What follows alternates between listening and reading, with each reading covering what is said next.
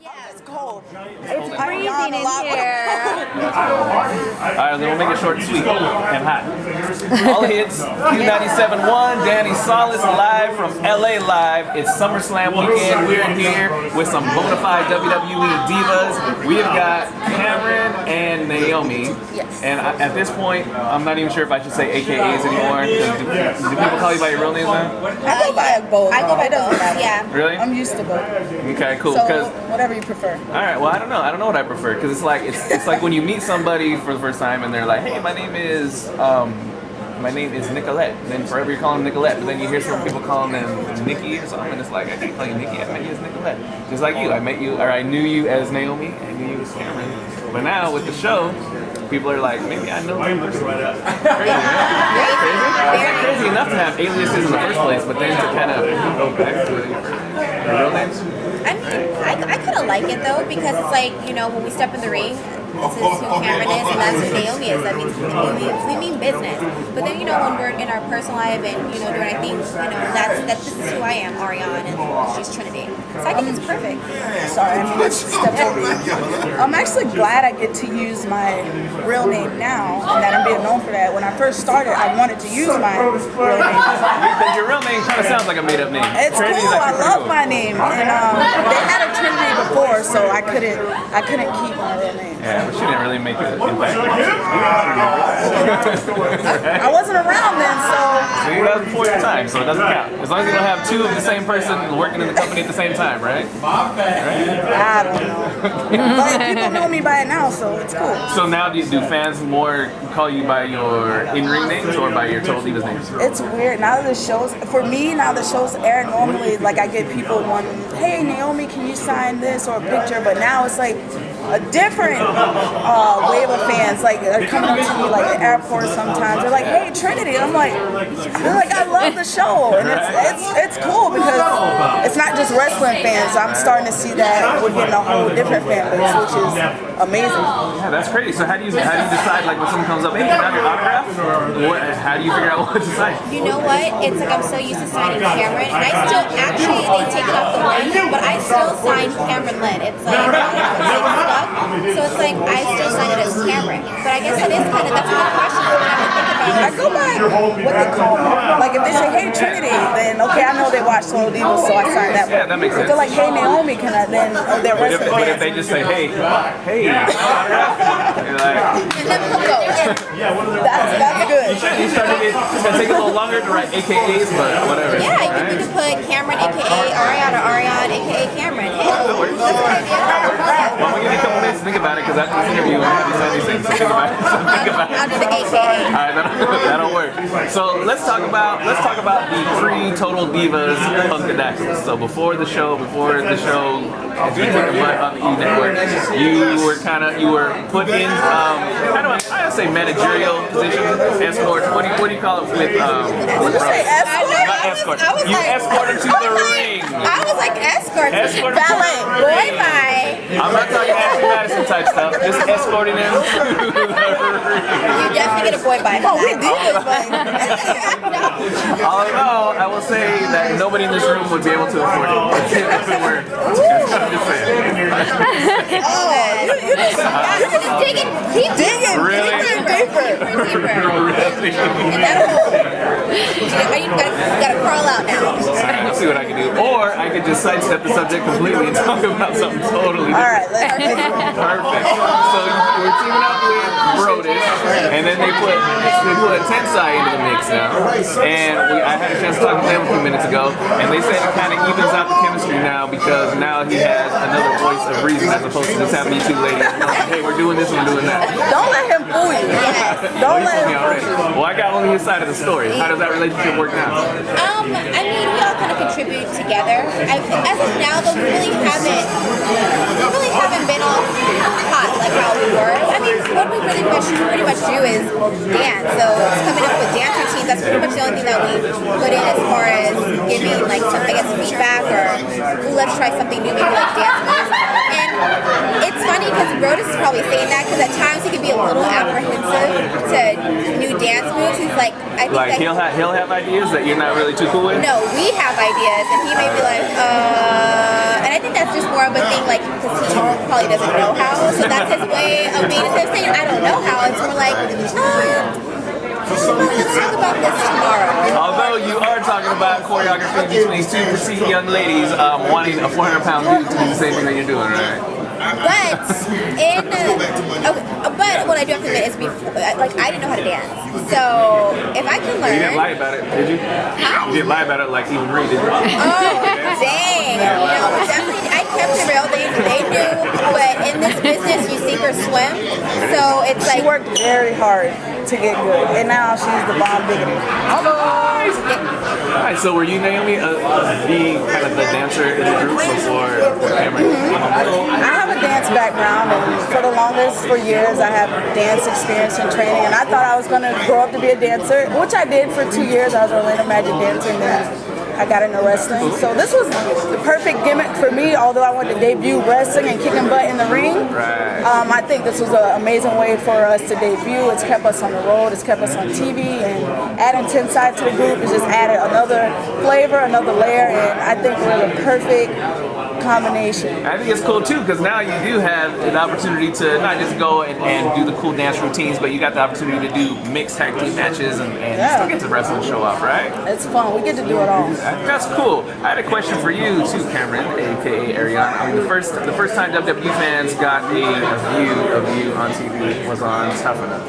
yes. And it wasn't exactly the best situation as far as Stone Cold's comments towards you. No, it wasn't. Not at all. Tell me how someone like you can bounce back from something like that. Well, I have gotten a lot of backlash. Like, I still get backlash for the whole Melina versus Alicia. But to me, I'm always kind of working. And having, like, a business marketing degree, I figure, if I'm going to go with the big, which sometimes I look at it, not all publicity is good, but at that time I was like, bad publicity is good publicity. They didn't have people talking in the positive way.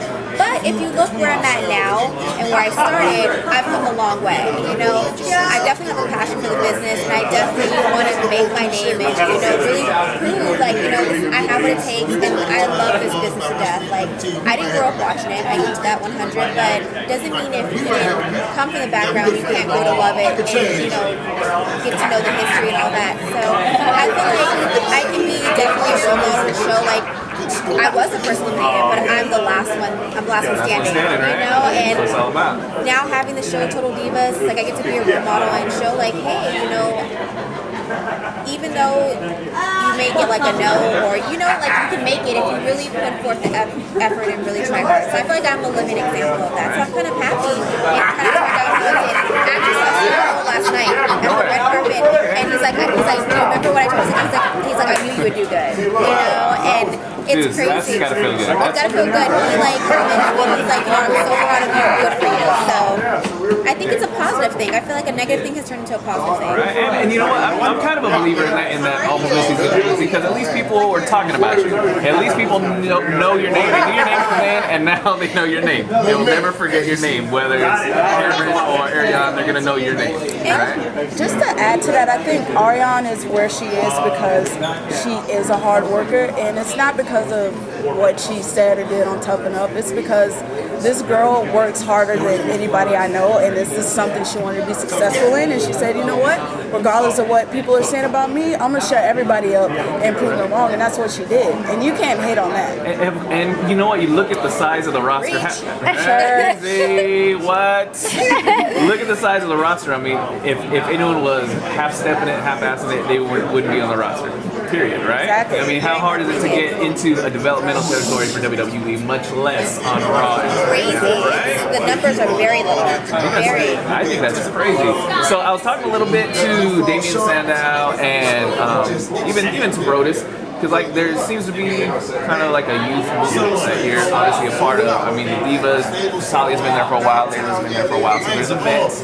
But you're not just the new batch of Divas, you're kind of the new batch of superstars, new batch of talent in the company. Because like I said, like Sandow, like the Shield, it's like these newbies are kind of. I think I use the phrase it's a changing of the guard. You feel in the locker room that that's kind of where WWE is going right now. I think WWE is always changing and moving with the times and always improving, and I'm just happy to be a part of it and to be in the business at this moment now where it is. It's a beautiful thing. I have one question for you too, Naomi. Where's your ring? You wearing your ring? Boot gas! What? Yeah, I learned my lesson from that. I learned my lesson. How much backlash did you get on Twitter after that episode aired? Girl, you better be wearing your ring. It wasn't too bad. I got it. I think people were very understanding of the entire situation. I think it's something that people can relate to. You know what I mean? Like it's hard, but people didn't really go in on me too bad, you know. All right, well, good. Well, I'm glad to see you rocking. Yeah. There won't be no bad feelings. Some people had sympathy for me, and some people had sympathy for him. So I think it was about equal. I think that's cool. Well, I think we both had strong points, right? Yeah, I can see that. Totally can see your view. Totally can see his view. And it's like WWE is a world that people like fans will never understand. You being in it. Isn't it like crazy? Like we could try to understand like how it is, but just like we were talking about the whole name thing, two different identities, two personas. You have to be one person sometimes, and with your personal life, obviously, you want to be who you are. That's crazy. But you guys are balancing it pretty well. I mean, just judging from what we see on TV and from what I see from you right now. Oh, thank you. Yeah, it's dynamite. So I appreciate your time. We're going to talk about SummerSlam right now real quick because I know you're on limited time. But from the Funkadactyls, from Cameron, from a.k.a. Ariane, let's do some predictions. We'll start with the WWE title match, Cena versus Bryan, who's on Total Divas occasionally. Who do we got? That is a hard one. I'm actually so happy for Daniel because he's one of those people, for example, underdog. You know, he's not looked at as your typical superstar, but that guy is so freaking talented in the ring, and I'm a fan of both. It's so hard to call that one, but I actually. I hope I don't get in trouble for saying this, but I honestly would love to see Daniel on the title. I feel like he deserves it. He's one of the hardest workers. I mean, gosh, this guy's so dedicated. He used to sleep in his car. He comes from he's always wanted to do this, and I feel like he has what it takes. And I feel like it'd be nice to see him hold the title and see what he can do with it. You know what? We won't ever know unless he has the opportunity to do so. Right. It is. It's like, I'm glad you brought that up, like sleeping in his car. He has like that. I mean, Mick Foley was walking around here doing interviews. He has like that Mick Foley background where he was wrestling in gyms and halls and sleeping in his car and just hustling and going through developmental territories and on the indie scene. Total different story than John Cena. So I think everyone loves an underdog story. Everybody loves a Rocky story. Exactly. Right? So I'm kind of rooting for him. I know that's actually going to be a very good match. You know, I know they have good chemistry, so I think that's going to be a watch. I'm definitely going to be like this. Yeah, it's going to be cool. So I will say, how about Naomi? How about predictions for probably one of the most physical matches? I think that's going to be SummerSlam, Brock Lesnar versus CM Punk. What do you got? It's going to be tough, right? May the best man win. Easy. All right. May the best man win. Very political. Very nice. Very right down the middle. I'm excited and I'm ready to see that match. I mean, Brock is a beast and CM Punk's the man, so I don't know. The beast versus the best. And DB and Cena, I'm a huge fan of both. Bryan is the underdog and they're both workaholics, but I think what people forget is that Cena wasn't always where he is now. And he busts his butt to get to where he is also. So I got mad respect for the both of them. And it's like I'm in the middle. Like it sucks because I'm like, I love them both so much. I don't want to see these guys go at it, but I'm like, all right, then we'll just say this is gonna be good. Double DQ. We're gonna find out. It's better after this. So. All right, cool. I'm just waiting to see. Well, we'll see. This Sunday, live on pay-per-view, it's gonna be dynamite, and I can't wait to see your involvement. Not just this Sunday, but I can't wait. And honestly, I'm not gonna lie, I watch Total Divas not because she makes me, but Thank you. That's all we want. Naomi and Cameron, aka Trinity and Ariane, I appreciate the time. Last words for Fresno. What do you got? We love y'all. And tune in every Sunday for Total Divas at 10 Yes, I was like, wait, I have to think We're about on West that. Coast, baby. Because yeah, I'm thinking about, I gotta think about that for a second because we are on the West Coast. Yeah, so it would still be. If it's 10 Eastern, it'll be 7 9 Pacific. Central. Oh God. This is literally the worst part of this. That's the worst part. 7. No, but it's 7 if you have HD. 7 in HD. But yeah, it's different. Okay, let me plug Total Divas. We Make sure recorded you watch the end. Total Divas on E. Just DVR it, and you will. There you go. There you go. Dynamite. Exactly. There we go. I appreciate it. Thank you so much for the time, ladies.